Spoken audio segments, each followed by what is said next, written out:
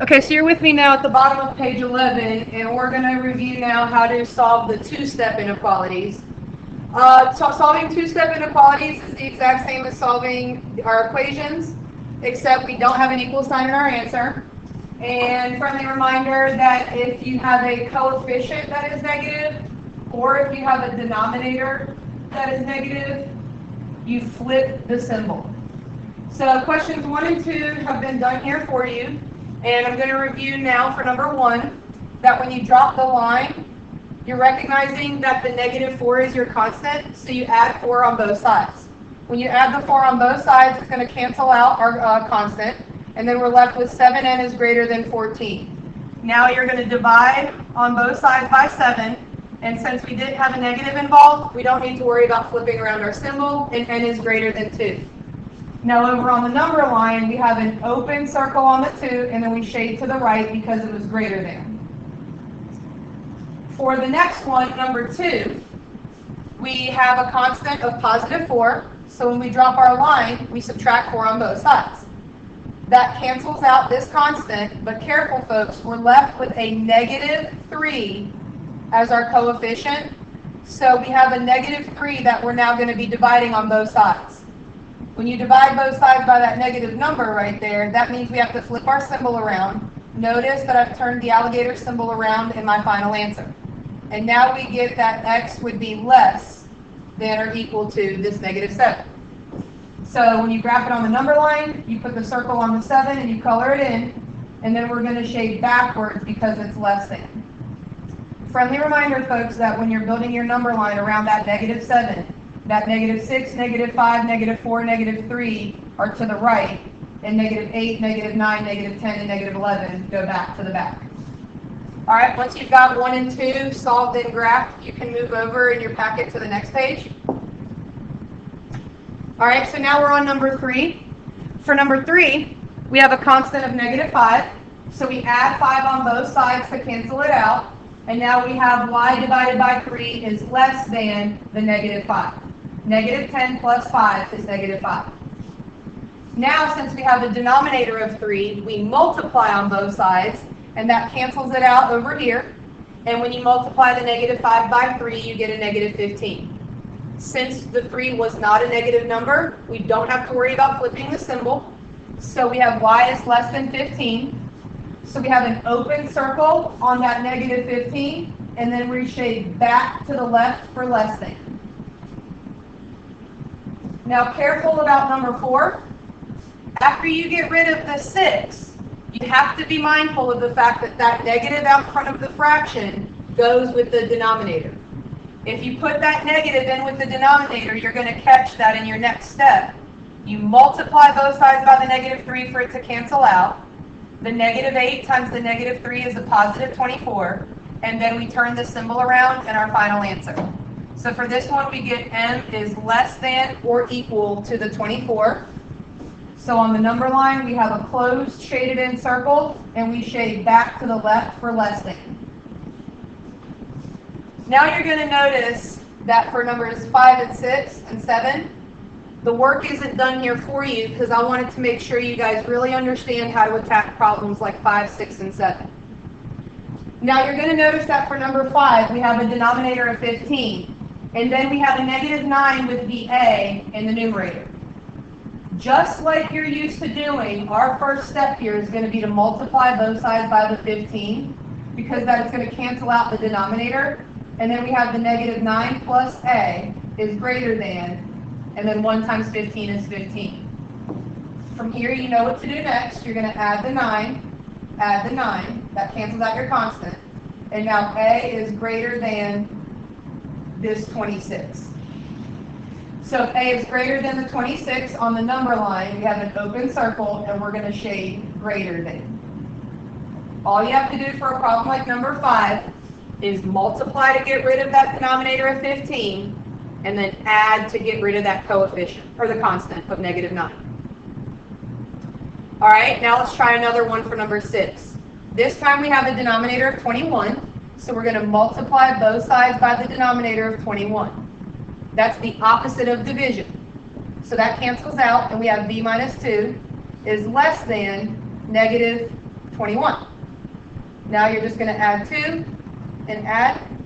That cancels out. And b is over here. It's less than this negative 19.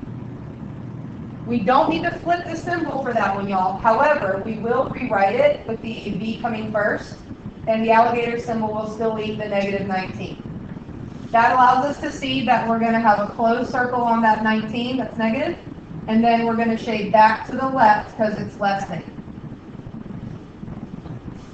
All right, and now we have just one more problem here. Let me erase that real quick. All right, and now we're on number 7. This problem has a constant that's a fraction, and I want to remind you guys that you can always turn that into a decimal. If you take the problem and rewrite it as a 0.5, look at how simple the problem becomes. You just subtract to get rid of that, and it goes away. Now you've got 2x, and over here, 5 minus 0.5 is 4.5. Now we're going to divide both sides by the 2, and that cancels out, and so we get x over here, and we get a 2.25 on this side. We did not divide by a negative, so we don't need to turn our symbol around. So for this one, we get that x is greater than or equal to the 2.25. Now on some of our other videos, I talked to you guys a lot about the number line and how you can make the number line look however you want it to look. Here I have a 2, a 3, and a 4. And that means that along the way, this would be a 1/4, a 2/4, and a 3/4, which means we can plot the 2.25 right here. 2 and 1/4 is 2.25. So I've plotted on the 2.25, and now I'm shading greater than. All right? That's what I'm going to recommend for this problem, but real quick I'm going to erase it and show you guys that you might also see a number line that has like a 0, a 1, a 2, a 3, and a 4 like that, and some negatives here.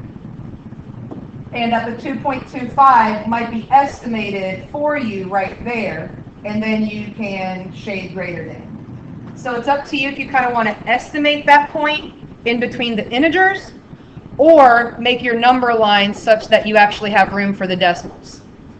Now we're going to take a look at one more problem here.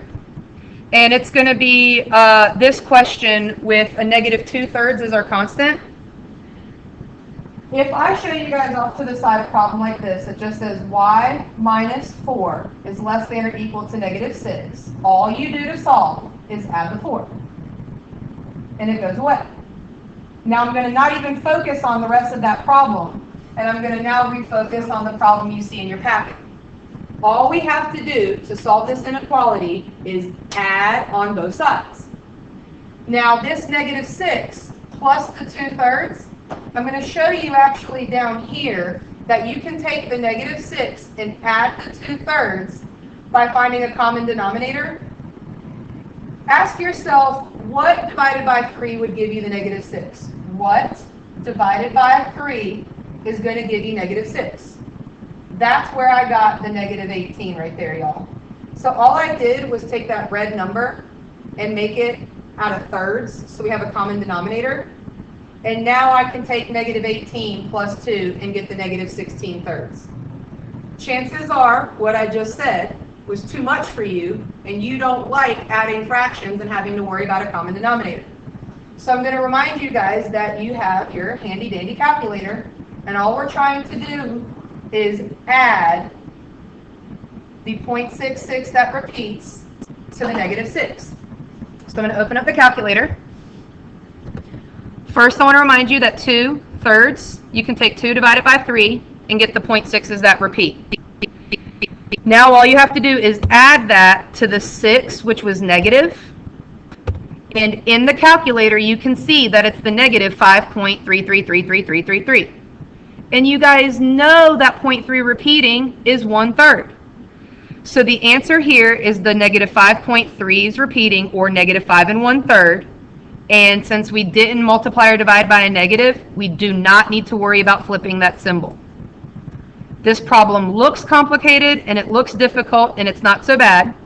All I did was take the calculator. I'm going to model it for you one more time. This 2/3, I'm making it a decimal by dividing it in the calculator.